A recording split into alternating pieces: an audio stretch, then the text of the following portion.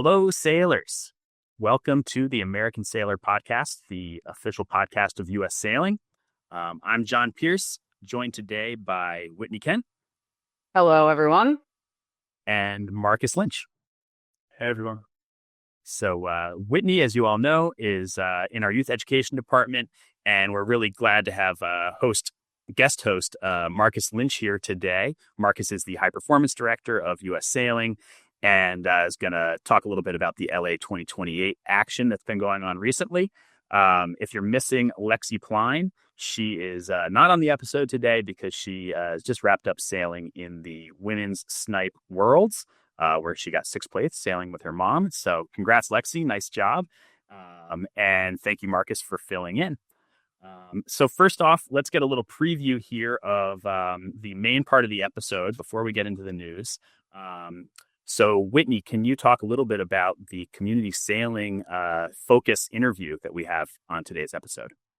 Yeah, Janel, Martin, and I interviewed Sam Peirson from CDI in Boston and Matt Thompson from Wayzata up in Minnesota.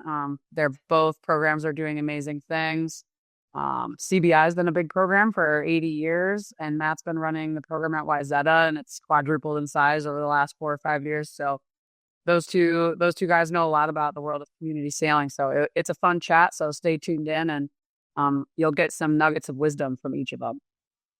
Yeah, very entertaining duo there. And it's great for everybody who's into, sailing instruction, access to sailing, summer sailing, youth sailing. There's a lot in there. Adaptive sailing, really worth a listen. And thank you to Matt and Sam for everything they do in the world of community sailing. But first, we have a few announcements and calls to action, and then a little bit of news from around the sport. It's late July here. And there's a lot going on in the world of sailing. So we have a lot to talk about. We're going to fire through it. The first thing is a bit of a call to action. The U.S. Sailing Strategic Plan is up for renewal this year, and it's being redesigned under the leadership of our new CEO, Charlie Enright. So there is a survey out right now that actually closes on Thursday, July 31st. So right around when this episode's coming out. We would really appreciate everybody to fill out that survey online, give your 2 cents on the future of the sport and the future of this organization. It makes a huge difference. And particularly if you have something to say, whether you're a young person or a female sailor or otherwise, underrepresented in the sport, get in there and make your voice heard so that we can factor that into the strategic planning process. So that closes on Thursday, July 31st. The information's on the U.S. Sailing website to get the link or on social media. So make sure to check that out. Yeah, it doesn't take long, and there's some open-ended boxes. So we want everybody's opinion. I enjoy filling it out. I put a few truth bombs in there myself. So like give JP a raise. No, that wasn't in there. But yeah, thank you all. Appreciate you giving your input.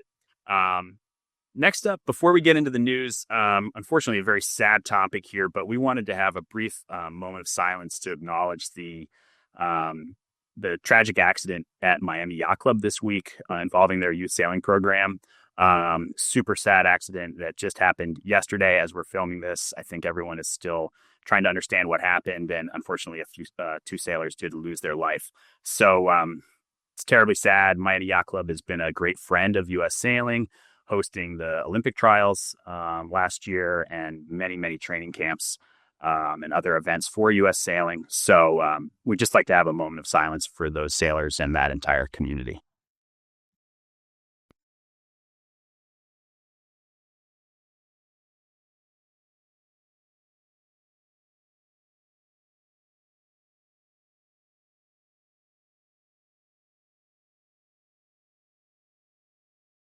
And, if you know someone in Miami or as part of that community, please reach out to them, check in on them. Everyone out there on the water, be safe. Obviously, it goes without saying, but, things like this, unfortunately, do happen. And it's just very tragic. So our hearts go out to Miami Yacht Club, everyone in the youth sailing world. And now we're going to move on to a bit of news. So Marcus, thanks for joining us. No better person to help us kind of unpack and understand what's been going on in the world of high performance and Olympic sailing in the month of July. Super exciting month because this is sort of the first year of the quad, the first summer of the quad. We're gearing up to the LA 2028 Olympics. And so I guess just some questions for you about what's been going on out in LA. What has the scene been like in LA this month for the first summer of the quad? What have you noticed in your time out there? Thanks, JP. No, it's been great to spend some time over in the sort of Long Beach area and getting into the Olympic space for the next quad and looking forward to LA 28. I think the vibe over there is fantastic. Year one of the quad, we've got American sailors over there trying to find their feet in the local community and understand where they want to base, which is their favorite gym, where they want to get a coffee in the morning, where they want to get a shop, where they want to shop to get their food. And then you have the international teams and athletes turning up who are also trying to find their feet and establish a foothold in the area. So I think it was quite nice to be there. We haven't had a year one of a quad for quite some time, or a proper year one, because we started the Paris cycle in year two. So everyone sort of was running or sprinting into that Paris Games. So I think the vibe was a little bit more relaxed than our start into the Paris quad.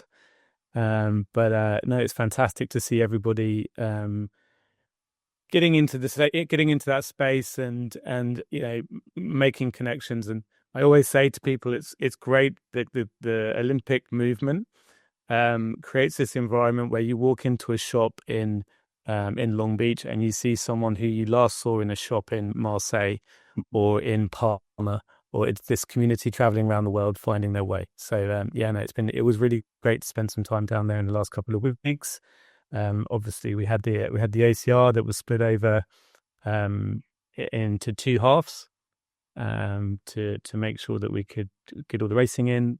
The first half was primarily the boards and the 470s, Ilka 6, Ilka 7, and then the second half was the majority of the double-handed boats. So no, it was great to be there. Yeah, and it was super fun to follow along with the Long Beach OCR event, which was sort of the focal point, I guess, of that part of the summer. It seemed like there was a lot of training going on leading up to that, and then a good sort of first go at the LA waters there. I noticed that some of the classes in the Long Beach OCR were larger than others. Some of them drew, more international competitors than others. What sort of factored into which classes had the more participation or more depth, and which classes were a little bit more dominated by like North American athletes? Yeah, it's a great question because it was pretty diverse, and in reality, that's also quite typical for year one of a quad. We had the same in Inoshima for Tokyo. The majority of athletes that were there in year one were in the Ilka 6, Ilka 7. So disciplines which you can either send multiple boats in a container, or you can charter them. They're easily accessible, and I think that played a little bit of a factor into the fleet sizes that we saw here in year one. So we had, I think, 44 Ilka 6, 52 Ilka 7s, and then the other two fleets that were relatively large were the Formula Kite men and women with 29 and 19. Again, those pieces of equipment that athletes can fly around the world with. We had less in the IQs because they just had a Worlds the week before. So those athletes were resting. And that was the main driving force behind the fleet sizes. And I think with the Ilka 6 and the Ilka 7 and the Kite and men and women, they were also relatively well internationally attended in the front sort of 10, 11 spaces in all of those fleets. And then you had in the smaller double-handed fleets, there were some significant names there. There were some Olympic medalists from other countries. They may have had 9 or 10 boats there, but there were a couple of medalists around in those fleets that were getting their eye in for what they need to build out over the next couple of years. So, excellent. Yeah. Were they maybe finding like all the coffee shops that the celebrities hang out at in LA, do you think? Or kind of feeling that part out? Yeah, well, I presume that they'll be looking for looking to get some autographs over the next couple of years, or hopefully they get to the end of this squad and people are asking for their autographs. Ah, yes, I like that. Yeah, you could tell them the best team housing is in Beverly Hills. That's where everyone likes to stay. It's only a few hours to the coast. They'll love it out there. Yeah, and I'm sure it's very similar to Marseille. You can do some downwind training from there to get back down to the course area. So But spoken like a true coach. yeah, okay, got to find an angle. And do you think that some of these other teams from around the world are going to then be shipping in their equipment for these next couple of years so that those 49er and 470 fleets and NACRAs will all start growing as well? Yeah, absolutely. So I've spoken to a number of high performance directors from other nations, and there's a couple of factors coming into year one, which is one, they're recovering financially from the last quad, and they want to make sure they invest slowly and appropriately coming into this quad. So yeah, year one is very much about finding their feet, understanding where they do want to set up, and then I would imagine, the biggest training period internationally over the next couple of years will be May through September. So people will be sending containers to ground sort of March, April, and then setting up from there. So typically international teams will build their calendar around their performance event for the year, so their world championships and continental events. And then when their top teams, when they don't have anywhere specific to be, will then come and train at the games venue to build out familiarity. So I expect it to get busy next year, and then by year three, it will be really quite the spectacle for people to see for those few months for people training. That's awesome. And will this event look similar in the coming years, coming summers, with a similar LA or Long Beach OCR, or is the format gonna change at all? Yeah, so I think that with the recent announcement of the sort of split venue for the Olympics, then the ACR will have to look to see how they want to play that out and make it relevant for the international teams coming over that want to sail on the field of play, on the course areas for the games. But I think next year should be a lot busier than this year, and then 27, it could be used more like a test event for the Olympics as well. But yeah, all of that is, I imagine there's a lot of people trying to make some very quick decisions at the moment based on all the new information that's come in recently. But it should be very well attended, and I think the OCR over the next couple of years offers a fantastic opportunity for the American athletes to benchmark. We're not just talking about our both senior and experienced athletes, but our development ODP athletes get an opportunity to benchmark themselves against the best sailors in the world internationally without having to leave the States. So that's one of the benefits of hosting a home games. I'm really excited to see that play out over the next couple of years. That's awesome. Yeah. You experienced the home games in London 2012. And I would imagine that is something you keep in the back of your mind. Are there any other sort of highlights of the home games that Americans should be getting excited for as we head towards 28?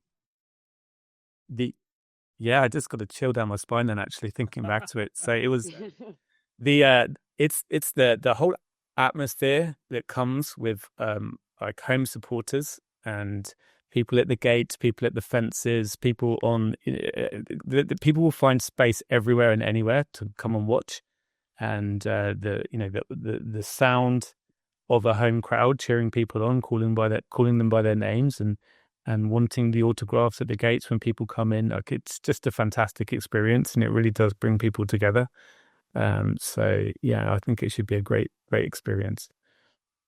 36 months to go. Wow. Some good stats. Tic-tac. There you go. Talk. Days, minutes, seconds. Any other notes on the events or any other things you wanted to highlight, Marcus? I think we had some great performances there. Even in that, I think one of my favorite was in the 49er with Nevin Snow and Ian McDermott. They obviously won the event. There were only it was more like a medal race for a week, but the But yeah, exactly. But at the front of the fleet for them, there were 4 international teams, fighting for the podium. So that was great to see. Yeah, no, that's and everybody else getting their experience out on the race course. It was great to see Marcus Edegren and Daniela Merez back out on the Formula Kites. It's their first competition since the Olympics. They've been taking a bit of time to put this new LA campaign back together. Marcus allowed me to hold his water for him and distribute that from the coach boat for a couple of days. So that's pretty much all I could do when I saw how fast he was going around the course and in training. So yeah, good to be out there. That's awesome. Yeah, well, so to wrap up this topic, just want to kind of give a shout out to a bunch of the top American performances here for those of you that maybe didn't follow the event closely or look at the results. So in the 470, in first place, we had Justin Callahan and Lara Dalman-Weiss. Second place, Nikki Barnes and Ryan Squires. And third place, Neil Marcellini and Naomi Lothenwell. In the 49er, as Marcus mentioned, in first place, Nevin Snow and Ian McDermott, who finished ahead of Austria, China, GBR. In sixth place, Nick Muller and Duncan Williford, and seventh, Ian and Noah Ninehouse. In the 49er FX, in second overall was Paris Henkin and Helena Skutt, just behind the Swedes. In sixth was Maddie Hawken and Lily Myers, and in eighth was Kelly Cole and Ellie Glenn. In the Formula Kite men, we had Noah Runciman in seventh, Marcus Edegren in ninth, and Adam Keaton in 15th. Formula Kite women, eighth, Daniela Morose. In the ILCA 6, 10th place, Charlotte Rose. 25th place, Christina Sakalaris. 29th place, Alders Kolnich Irvin. And 30th, Louise Martin. Alders and Louise are also members of the youth national team, so great job to the youth team sailors there. ILCA 7, 19th place, Hamilton Barclay. 20th place, Leo Boucher. And 22nd, Chapman Peterson. In the IQ Foil men, 7th place, Xavier Ferlet. IQ Foil women, 4th place, Bryn Muller. And in the NACRA 17, 4th place, Kay Brunsvold and Cooper Delbridge. 5th, Nico Martin and Carolina Zager. 6th, Mika Sternberg and Josh Goldberg. And this brings up one more question for you, Marcus, which is Team China showed up pretty big at this event. Did they come over in like one charter jet or like a cargo plane with all their boats in the hold, or how'd they pull that off? Team China have turned up on the Olympic circuit this year, and I've heard they've got a lot more athletes at home. So yeah, they turned up in every discipline, and they were definitely very keen to start learning about the venue. So we'll have to make sure we keep an eye on them. Very good. Thanks for coming, Team China. Come on over. Yeah, they're doing a great job. So yeah, we'll be keeping an eye on them for sure. So Marcus, while we have you, we're going to keep peppering you with a few more questions that are kind of up your alley. Wanted to get your thoughts on the SailGP Portsmouth event, which was just a few weeks ago. Your perspective on what's going on in SailGP in general, maybe a little bit about the SailGP US team. Any insights on the SailGP scene? Yeah, I think it's an absolutely fantastic circuit at the moment. It's growing. I think they've got a couple more boats that they want to join next season as well. So 12 boats already on the start line is it's getting quite busy for sure. And there's definitely different grades of experience in and amongst all of the different teams. You've got some cup teams there that have been together very long. For a very long time. They've got established relationships and in their roles and so on. And then you've got people learning, trying to catch up the sort of skills gap in experience. And from a learning curve perspective, once you get to the top, it's about these marginal gains. And on the journey, it's about seeing how quickly you can rise up this learning curve. So I think for the newer teams or less experienced teams, it's about how they can focus on the low-hanging fruit, start to build some consistency, and then get up that learning curve. And great to see the U.S. team bring in Andrew Campbell and Michael Menninger, names that are very familiar to sailors across the U.S. So that's great to see them joining the roster and making those incremental gains. Yeah, so it's great to see them joining the roster. I think that the conditions over the Portsmouth event weren't easy. There was not a lot of wind on the training day.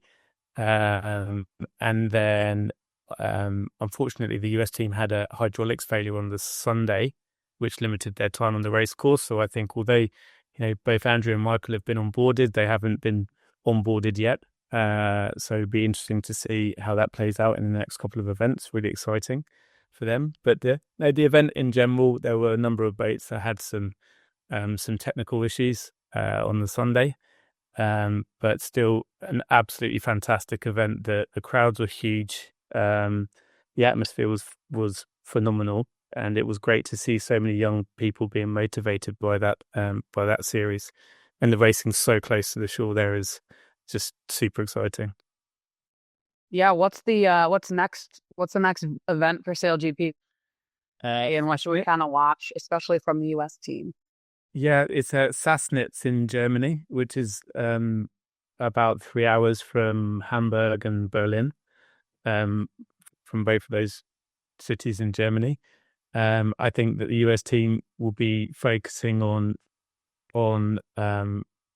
establishing their benchmarks against some of the most experienced teams in the series, and actually establishing some very clear goals as to how to shrink the gap and accelerate up that learning curve in some very specific areas.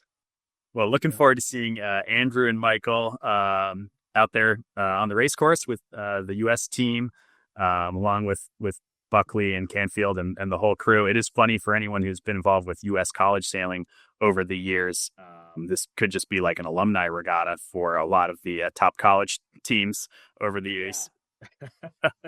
So a couple other foiling things real quick. Moth Worlds happened. There were 131 boats, 15 Americans sailing, 3 Americans in the top 10. So shout out to 6th place Riley Gibbs, 8th place Ben Rosenberg, who not too many years ago was sailing in the U.S. Youth Championship in Anacra, and 10th place to Brad Funk, who was representing the club called Planet Earth, because that's how Brad Funk does things.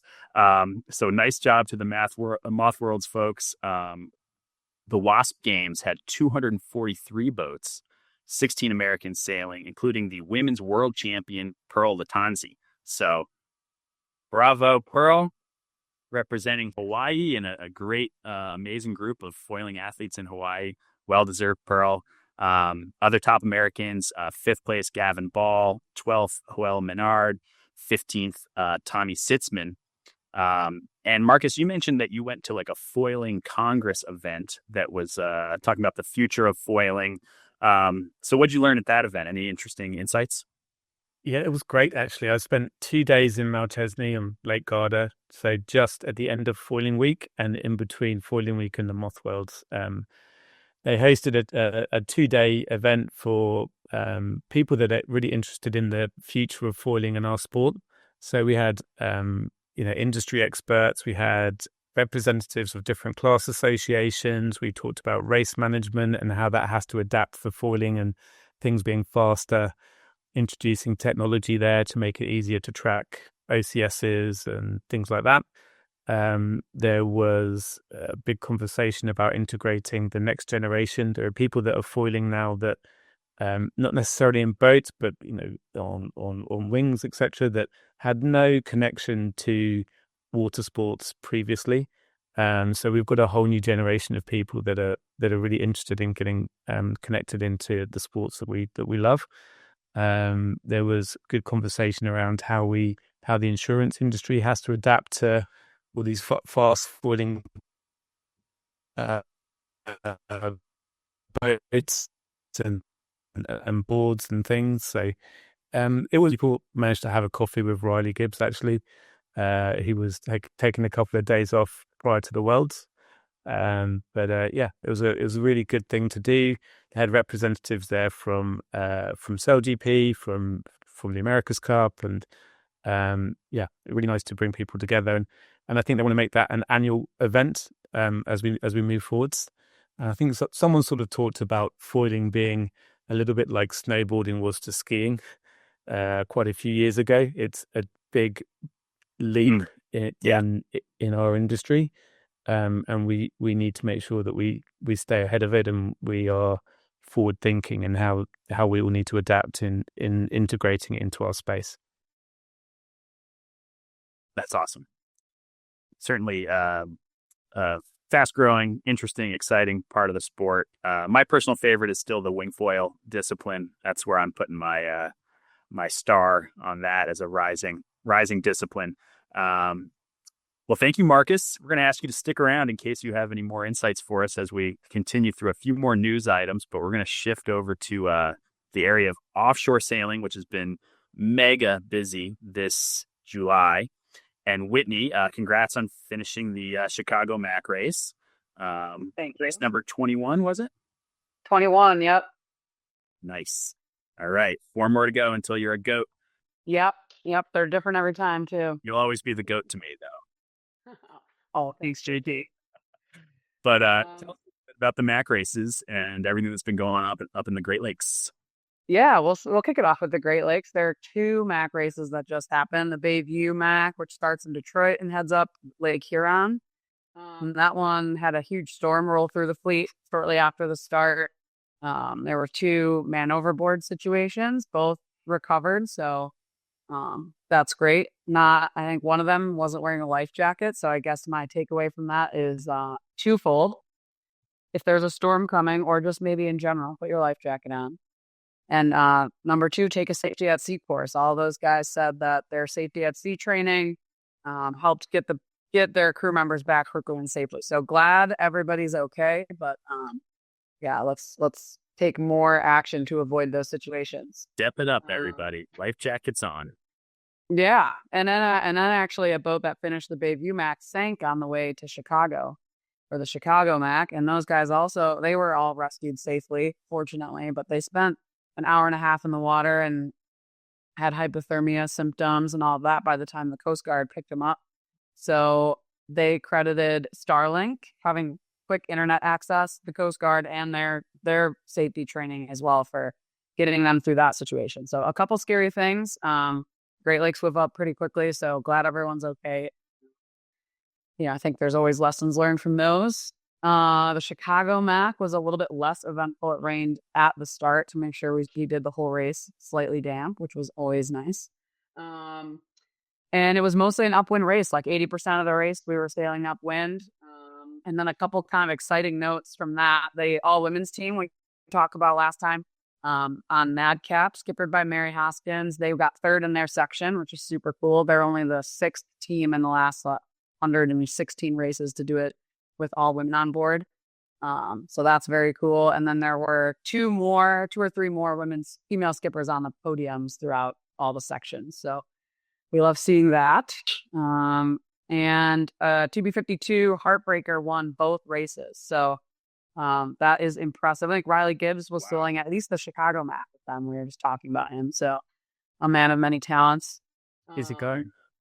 Yeah, busy guy. And rumor has it he was driving as they were picking their way through some dead spots really well. So that's very cool. They have a hometown guy doing a lot of the navigating, Kyle Jones from Michigan. So it's really cool to see that. And then there was a 15-year-old, Alden Shea, racing. So shout out to her and Gus Taborik, who's 11, doing his 2nd Bayview Mac. So started chasing you. They're chasing you. They want to be goats as well. Yeah, Gus, keep it going. I was 10 for my first Mac as well, so that's cool. Give those kids an opportunity to get on board if you can. We love seeing that. So yeah, there's a couple other kind of events that happened on the way home from the Mackinac. There's a Ugata Regatta in Harbor Springs. A bunch of the 52s do that, and a lot of other one design classes. 100-miler race in Green Bay. So it kind of rounds out the offshore season, which kicked off with the hook race out of Racine earlier this summer. And the record for that race was absolutely destroyed by like an hour and a half by a FR 65 called Sagamore out of Chicago. So we like seeing fast races. So yeah, the Mac races were largely successful this year, and looking forward to next year already. it sort of amazes me that it happens every year, those races, because, like the Newport Bermuda, there's some races that are every other year, got a little time to recover, but the MAC races, it's just every single year, this massive, Every year. massive offshore scene. Yeah. They did the Ultra Mac this year, a J122 called Elbow Room won that. That starts in Port Huron at the start of the Baby Mac, and then you just keep racing past the island and you finish in Chicago. You get a break for like 2 or 3 days, and then you start with Chicago Mac and race back up. So those guys got like 1,000 miles of racing in. That's awesome. That isn't that amazing? No oceans needed. No, yeah, fresh water only. Wow. But speaking of oceans, the Transpac does Transpac, cross yeah. our gigantic Pacific Ocean. And we were really excited that Charlie Enright and Blaine Pedlow from U.S. Sailing both returned safely from their Transpac adventures. And I thought it was super cool that the winning boat on the corrected time, the Cal 40 Restless, skippered by Allie Bell, won the event overall in corrected time. And she is the first woman skipper in the race's 119-year history to win the top handicap trophy. And they did it on like a kind of an old boat. I'm sure it's an amazing boat, but it's not a brand new design by any means. So it kind of shows that, the right crew and the right race with the right timing can win the big one. Yeah, and they got it done with like an epic social media presence too. She was posting videos every day. I don't know them. I was following along closely, so super cool. Amazing. Yeah, very proud of them. That I just think that's awesome. That's what, I think handicap racing really should be all about, is that you bring the boat you've got and you get a fair rating and you go out there and you try to win it. And, a bit of controversy with the Transpac that we won't dig into, but one of the boats, Lucky, which won the Barn Door Trophy across the line, had some errors on their certificate or some kind of technical issues there. So that's still being sorted out. But the point there being to, check your certificates before you race. More lessons to be learned. Yes. Yeah. And I asked Chris Tutmark here in the U.S. Sailing office, who issues those offshore certificates. They've issued over 1,250 certificates this year to date, both ORC, ORR, and other types. And then U.S. Sailing has also issued 2,421 safety at sea certificates so far this year to date. And there's more safety at sea courses on the calendar for the fall. So this is the public service announcement that if you're planning to do one of the big races in 2026, like perhaps the Newport Bermuda, go ahead and get your safety at sea credentials now, this fall or over the winter, so you don't have to worry about it later on, and you can make sure that you're safe out there. Don't wait until the last second. Get it done. Get it Yep. done. Yes. Whitney, any other notes or highlights from the world of offshore big boat sailing? Yeah. We'll run rapid fire through these next ones. The TB52 Worlds wrapped up a couple of weeks ago in Cascais, and that was won by Doug DeVos's American Magic Quantum Racing. So skippered by a fellow Wisconsinite, Harry Melgus 4. So congratulations to them. It sounds like it was a tough regatta. It kind of took them down to the final race. So, but cool to see an American team win that. The Admirals Cup is back. So that's been going on. They're doing their final races, the Fastnet race happening right now. This is the 100th edition of the Fastnet race. There were almost 450 boats that started, which is amazing. And especially based on the history. I don't know, Marcus, that's your neck of the woods over there. But it's an amazing race. That's the last leg of the Admirals Cup. And I just looked at some of the Admirals Cup's teams are getting close to finishing, and they're literally within eye distance of each other, like tacking into the finish line. So that's going to be an exciting finish of that race. If you're into that, pull up the tracker and watch Callisto and Jolt battle it out to the finish line. The Marblehead Halifax race happened a couple weeks ago. People racing from Marblehead north to Halifax late June are made of different stuff. But another record was broken in that race. Temptation, the Oak Cliff JV66 broke the course record by like almost an hour, 45 minutes, I think. So congratulations to them. And then kind of like a interesting offshore story that's happening is Ferrari announced their new hypersail project. So they are building a 100-foot foiling ocean-going monohull. I think they named the project after the hypercar, which has won the Le Mans. If you're race car fans out there, it's a historic race. So we'll see. Allegedly, the boat's going to launch sometime next year. So we'll put a picture for everybody, but it's an interesting project. That sounds really cool. That's I remember I was at an extreme sailing series event about 10 or 12 years ago in Lake Garda with the GC32s, and we had a VIP guest on a coach boat with us, and one was from Ferrari. And I remember the comment was, "Do these boats come in red?" And we said they can come in whatever color you would like. Any color you want. Yeah, it's been a while, but they decided to build their own. Yeah. Yeah, it sounds like they're all in. They want to do this and make a unique, like 3 points of contact for foiling. Yeah, Pretty wow. cool. Very Plenty of technical challenge there for those auto enthusiasts transferring into sailing for sure in the foiling space.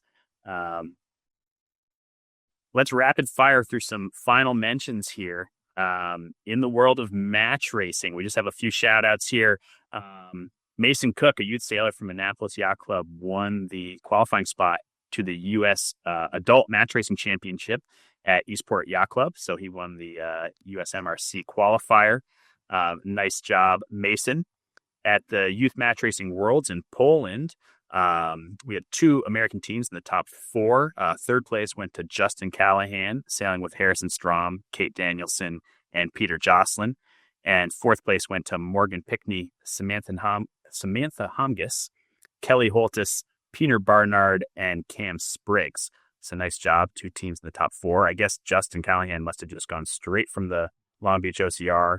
Another busy guy. Indeed. Very busy. And then he's going straight back to California for the Governor's Cup, which starts this week, the Gov Cup at Balboa Yacht Club, which will be a rematch of Justin Callahan and Morgan Pickney at that prestigious match race. So check out the live stream for the Gov Cup this coming weekend. That's always a fun one to follow along, and beautiful sailing. And then lastly, in the world of youth sailing, youth high performance sailing, just want to give some shout outs here. The 420 Worlds in Turkey. We had several teams in the top 10. The 5th place team in the men's mixed fleet was Richard Sykes and Reed Packard. The 8th place team in the women's fleet was Amelia Woodworth and Grace Kenny. And the 9th place team in the under 17 fleet was Elizabeth Zaitis and Coco Colaya. Shortly after that was the NACRA 15 Worlds in France, where in 5th overall and 2nd in the under 17 fleet, we had Dylan Tomko and Casey Small representing the U.S. Nice job, Dylan and Casey. The ILCA 4 Worlds just wrapped up in Cabrillo Beach, California. In the boys fleet, our top 3 were 11th place David Bazzoni, 23rd Timothy Liu, and 31st Jacob Artoff. And in the girls' fleet, 18th place, Gabriela Mascarenas, 19th, Maya Lim Laurie, and 26th, Sydney Small. The ILCA 6 Youth Worlds start this week in Cabrillo Beach. So shout out to them.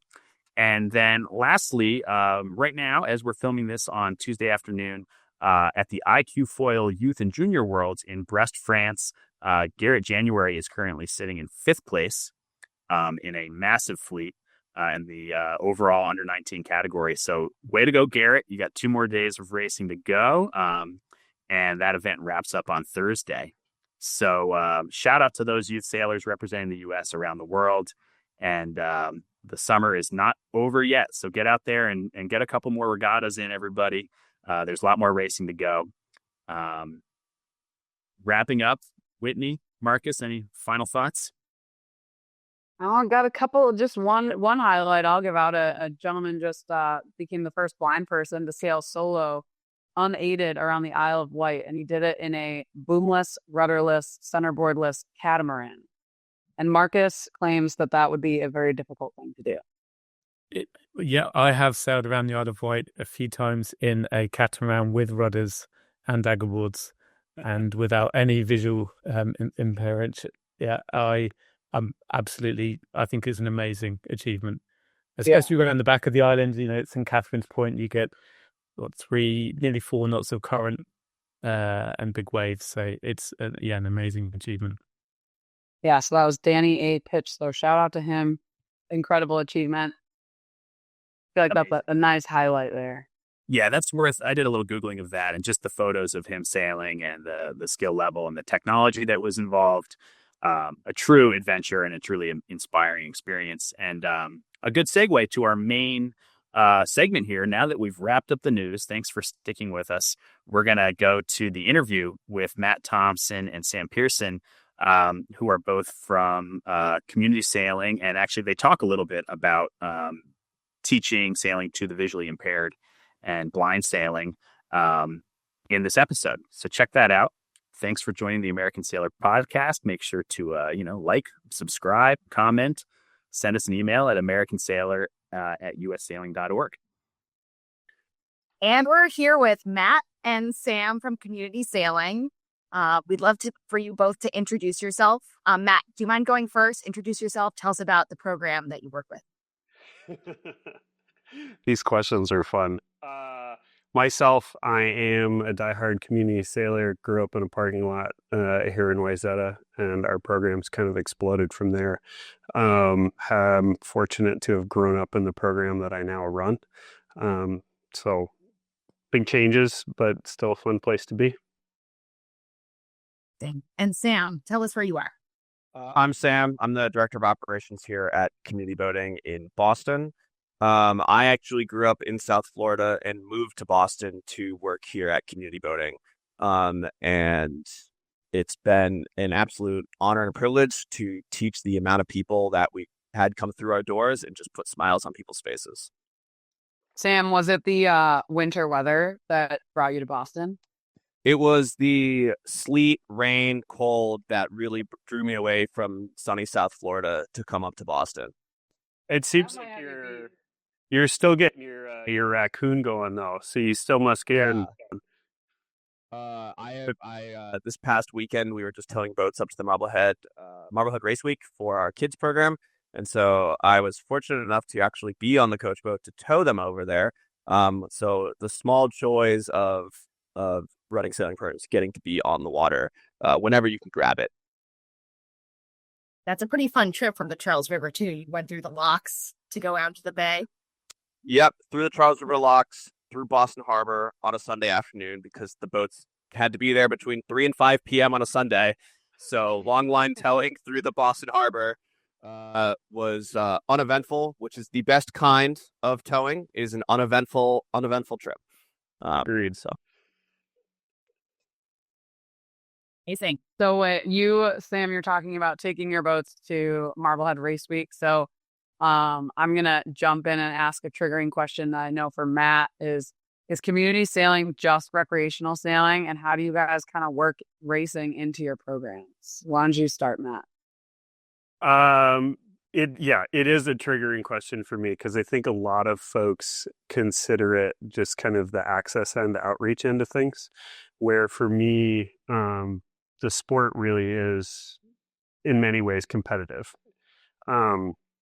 It can be like racing around the buoys, but like I was attracted to the sport because of my competitive nature, like challenging myself. I like sports where you have to find a line of safety or comfort, things like rock climbing, mountain biking, paragliding, and sailing was right there for me immediately because I had to manage myself and I was competitive about what skills I had to get through things. And so I think even at those beginner learning to sail levels, it's competitive. It's just how you're competing. If it's racing, it's racing. If it's going wing foiling and trying to ride out when it's 40 knots, that's competitive to me. And trying to teach that spirit of it because there's a lot to learn skill-wise in racing. It's, to me, the best way to develop some of those skills. There's something different when you got to finish that tack right now as opposed to picking the perfect spot. it makes sure that we know, our boat handling and our skills are there. So for me, they've always been one and the same. But I know they aren't for everybody, and that's kind of one of my favorite parts of teaching sailing, to be honest. Yeah, it's challenging. It's a broad spectrum of people that are going sailing. Sam, what does it mean up in Boston? What does community sailing mean to you personally, but also to your program? Because you guys have a pretty big program. You do racing just like Matt, and up at Wayzata, they do all kinds of different things, which hopefully he'll talk about later. But what does it mean to be a community sailing program, and what does it mean to be someone running a community sailing school? For me personally, I agree with Matt on the sailboat racing. I grew up sailboat racing. I absolutely love sailboat racing. But for me, it's meeting people where they're at, and it's meeting people at what it is they want to take out of sailing and what can we provide for them. So we always want to say yes, whether that be they want to do more STEM classes or even some STEM stuff for the adults or the accessible sailing, and we need to make adaptations to boats for people to go out sailing, or racing. I mean, we have racing almost every day of the week. And it's about meeting people where they're at and getting them just involved into sailing. And people take a whole bunch of different paths once they actually get into the sport of sailing. And it's just about showing the joy that all of us love sailing so much. And we just love bringing more people into our sport that most of us have grown up sailing. And on the adult side, it's like, all right, grabbing people who have never been on a boat before and bringing them down and having them go out sailing and seeing the smiles on their faces. And not just that, but because of where we are on the Charles, the Charles River used to be the playground for the rich and famous and the elite. That's all the rowers, up on the Charles. That's what it used to be. And now we can get people from all throughout the city. They come out on the river. They look back at Beacon Hill, where the State House is, and all the elites live in. They're here in the same playground.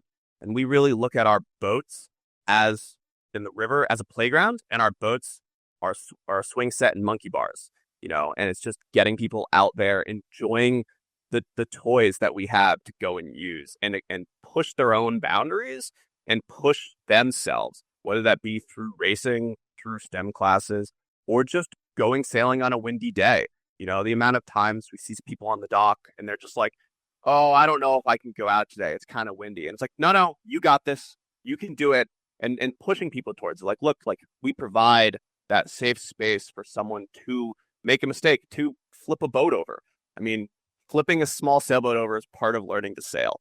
And we provide that space for them to do that and get constructive learning from all those mistakes. And they become better sailors. And when they leave community boating and they go sail at one of our friends, Courageous Sailing, out in the harbor of Pearce Park, I view that as a success story, as someone has come here and they've outgrown our pond that is the Charles River, and they've gone, done a Marblehead Halifax race or something like that.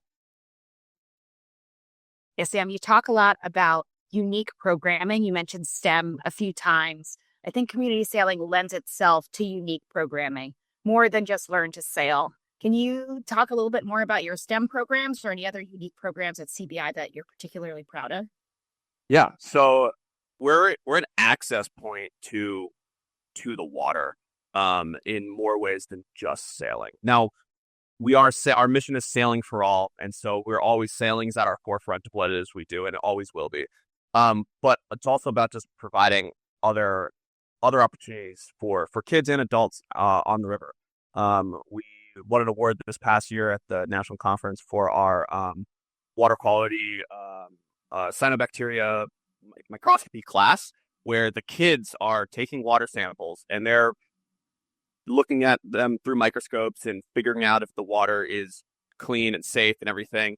And we're published in a scientific journal for that scientific research that the kids, being led by former board member with a PhD in microbiology and people with multiple people with PhDs helping them along the way. And they're learning how to do that stuff. And then they're going into that, they're taking that into college or into, they want to work in the healthcare field. We also have the kids now make underwater robotic submarines nobody's in the submarine. It's out of PVC, and there's a little camera and there's little grippers on it. And they make those and they explore underneath the Charles River. I am trying to get the kids to make one though that can pull people's cell phones out from the bottom of the water and glasses. They haven't gotten there yet, but Rudders, spin pulls. Yes. you name it, it ends up there. And so I want them to have their little RVs to just grab the things we lose. Would be great. But they're learning robotics and they're learning some coding stuff. And, it's stuff that for me growing up, when I was growing up as a kid, where I was sailing, I didn't have access to those kind of STEM courses and classes. Like those weren't available for me when I was learning to sail, because it was just purely learn to sail and that was it. And now we're providing opportunities to learn STEM as well as leadership and growth. And, our instructors and training, which are kids who volunteer in the kids program alongside instructors starting at age 12 with the instructors. They're learning how to teach at age 12 and they're getting leadership there. And then we eventually hire them into our adult sailing program at 16. And by like 17, they're teaching doctors from MGH.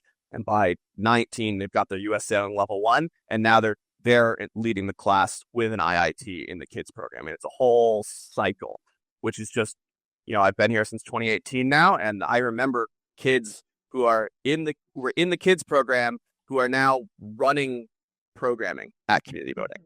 And we just grow our staff through all of that. Incredible. Yeah, very cool. I have speaking of staff, this one might be uniquely suited for Matt, who is the ultimate retention genie over there. Right. Yeah.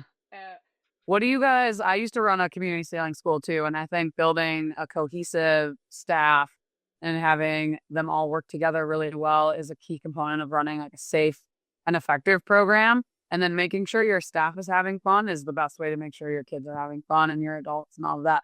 So what do you guys do up at Wayzata? And also you should tell everyone where Wayzata is. Everyone might not know. No, everybody knows. Everybody knows. We're a sailing capital. We're a sailing capital. If they don't know, they should. But tell us a little bit what you guys do about your staff afternoons, and how you keep people coming back and where you're getting them from and all that. Yeah, so it's been an interesting thing. When I took over in 2014, we've essentially tripled in size since I took on the role. And it's been pretty wild to not only have to figure out how to retain people through the what I call the internship crisis, and still build staff as well. You could tell them that you'll give them an unpaid internship. I keep an offer in, but they want to go get coffee for somebody with a copying machine. So apparently that helps you get a job. I write really good recommendation letters, though. Trust me. I think, building off, Sam was talking there about, this growth through the JI thing, and that junior instructor, the ITT, getting people on that train and introducing them to the fact that they can coach and develop into that and helping them build those skills is, I think, the first step for most programs and how they want to do that. But you have to be really direct. You can't just hope that people come in. Like, I go around and invite teenagers and like, hey, you're really excited. I saw you here like 6 weeks this summer. Like, what are you doing next summer? What's the next step for you? How can I get you there? But it really comes back, when we're talking about community sailing, it's that community aspect, right? So it's the personal relationships and building off of that. A lot of our programming really through this growth phase has come from silly ideas that people have had. We're doing, right now we have 18 kids a week in a fishing camp that essentially developed out of a STEM instructor who didn't want to be in the classroom anymore and just wanted to go fishing with the kids off the dock every day. It was like, do you want to just like run a fishing camp? Like, yeah, done. And suddenly we have, this massive group of kids that is getting exposure to our sport, being on our site by coming in the door through a fishing interest when they never would have looked at sailing before. And we have kids now that are taking a smattering of sailing and STEM and fishing courses to, coming in the door. It's people that wouldn't have seen our sport otherwise. So, we have staff that are coming in for specific jobs and excitement. And then we've really hit the flexibility thing too. It's been really important to me. We intentionally overstaff every week 2 to 3 individuals out of our 25, full-time seasonal people, to make sure that we can give people the day off when they call last minute or when they need vacation time. It's hard with a 9 to 11 week seasonal job. You're like, dude, I want to go on this family vacation.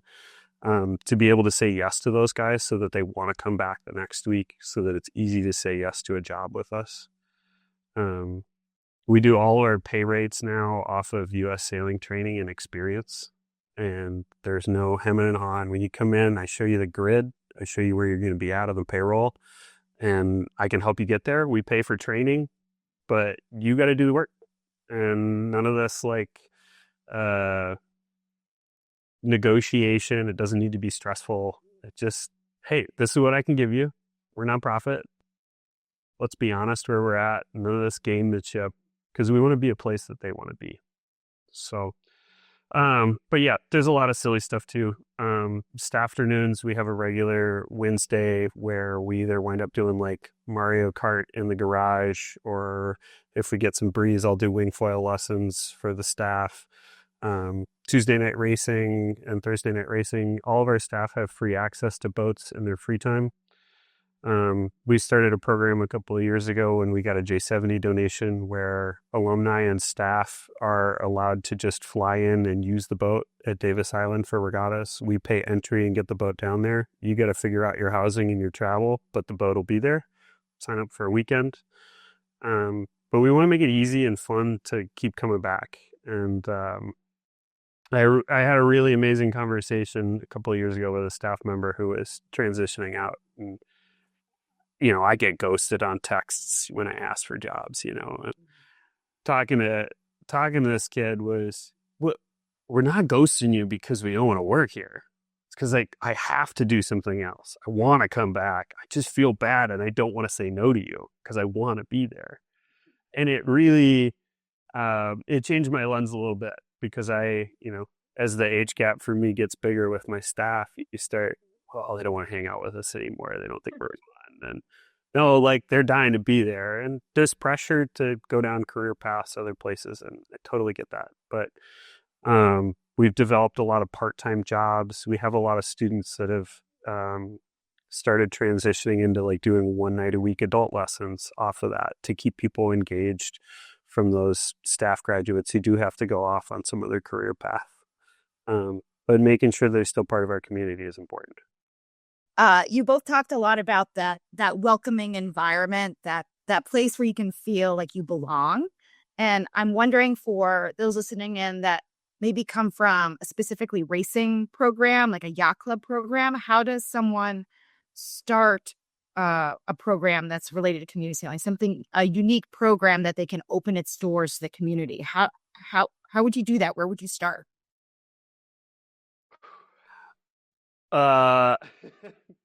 Great question. It's funny. I grew up and was welcomed to sailing, not really through the sailing school, but through our yacht club. And I think yacht clubs can be a lot of different things. But our yacht club really was about a community interaction. And so I think the first thing every yacht club has to kind of ask is, are they fostering that community within themselves first? I think yacht clubs get focused on services real fast and amenities, and you got to focus on that social element. Are people there to hang out with each other? Are they there to greet each other? And then those community programs kind of foster off of that. Does that community, who do they want to welcome in? Who are they excited about welcoming sailing into? What do they have a connection or an interest in? Our community sailing center was really bolstered by the fact that we had some strong Paralympic sailors training at the time when we started, and the yacht club support for that and the adaptive programs really helped bolster our growth from a sailing school to a community sailing center. And so, following that interest of the yacht club community is important. Where are you going to find those volunteers and that time and energy for? My second thing is I'm always really surprised that people get really hung up on the liability of running community programs and having other people on site. And what I'd say there is most of us in the community sailing world are running the exact same insurance programs that yacht clubs are. So don't get freaked out. The way we make stuff safe is not by like being fearful of programs like Safe Sport and volunteer training. Those are all structures to make sure that the volunteers and people in charge are comfortable focusing once people are there. We do those things to pre-flight it, to practice, to think about it, so that we don't have to think about it when the day comes. And a lot of people talk about, like same thing with like level 1 instructor training and things. It's not there because it's supposed to teach you. It's this mental process to get ready so that you don't have to think about it anymore, that it becomes automatic and goes. They're all protections so that you can focus on the fun and welcoming people into your community.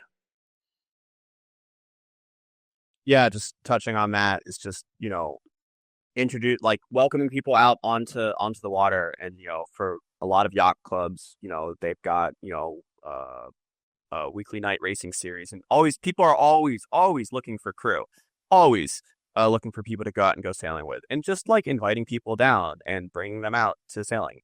Sam, how do you want to say something? Yeah, how does your club find people? Ours is pretty funny. We've got a table that's just people looking for crew with a little sign, and you just show up at 4:30 and sit at the table, and they're the grab bag. So for people looking for crew, we just tell them to go ask on the dock and just ask around. We only pair people up when they are going out to test for their rating, or we pair them up through our volunteer program, through our what we call guided sail, where we have a certified volunteer who's background checked and has taken Safe Sport. This is in the adult sailing program, and then people can sign up, and they certified volunteer takes 2 people out sailing, and we'll pair them up like that. But we won't. Otherwise, we don't create the pairing for the adult sailing. We just go, hey, you guys are on the dock. Ask people, be like, hey, you want to come racing with me tonight? And a lot of people will just be like, a lot of the racers will be like, I don't have a crew on Sunday morning. I'm just going to find somebody on the dock. And I have no joke. There have been people who go out the front of the building and find like a runner on the park and be like, hey, do you want to come sailboat racing with me right now? And they're just like, yeah, sure. And so they sign a guest waiver and they go out and they go racing. And that happens a fair amount of times, actually. And it's just about just grabbing people and introducing them. Once you get somebody into the doors of community boating, they're like hooked. Once you get somebody out on a boat, they're a sailor for life at this point, right? It's just introducing people to the sport and getting them in, and the joy that just being on the water brings, and just bringing them in. And then sort of talking. Matthew was talking about insurance and liability. We all hold the same insurance policies that yacht clubs have, us as community sailing centers have.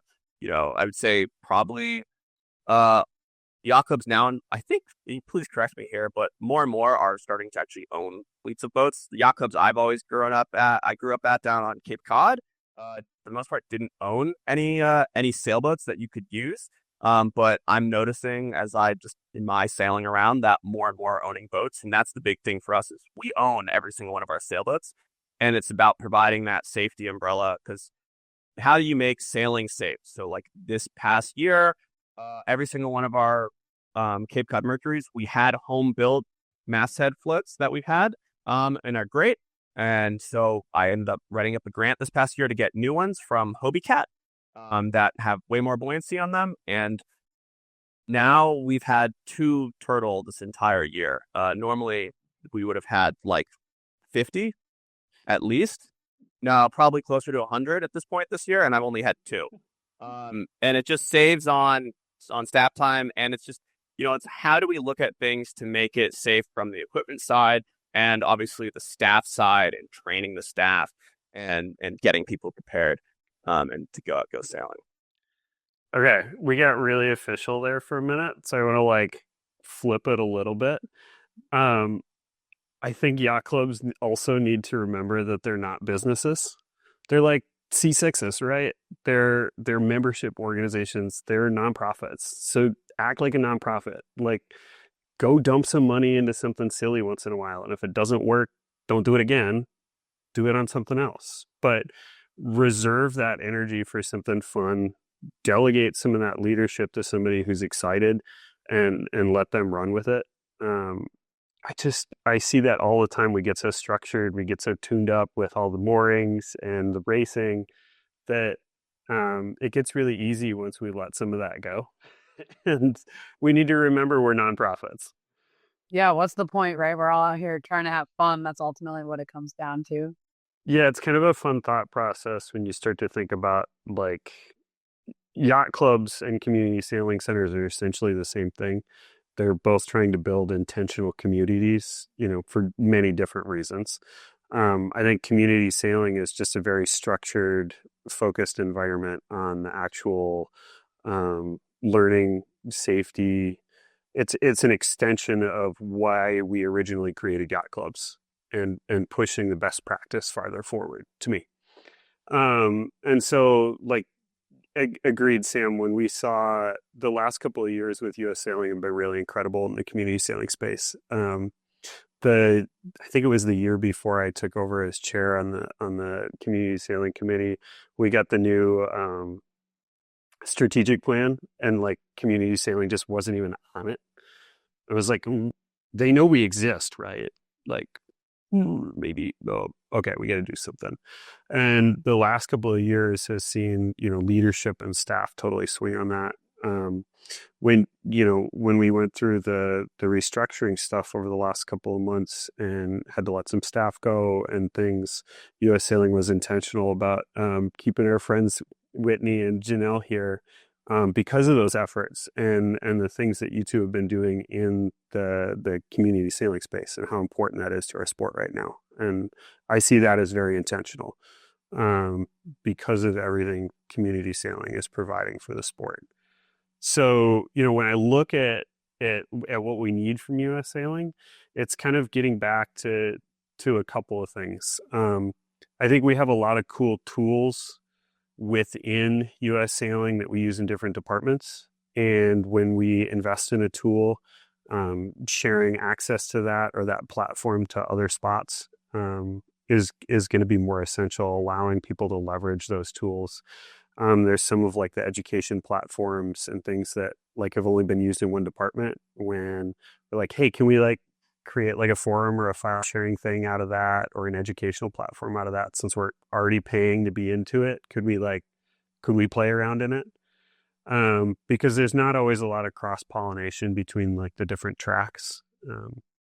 And I think that's important to have more crossovers. How do we leverage all those tools?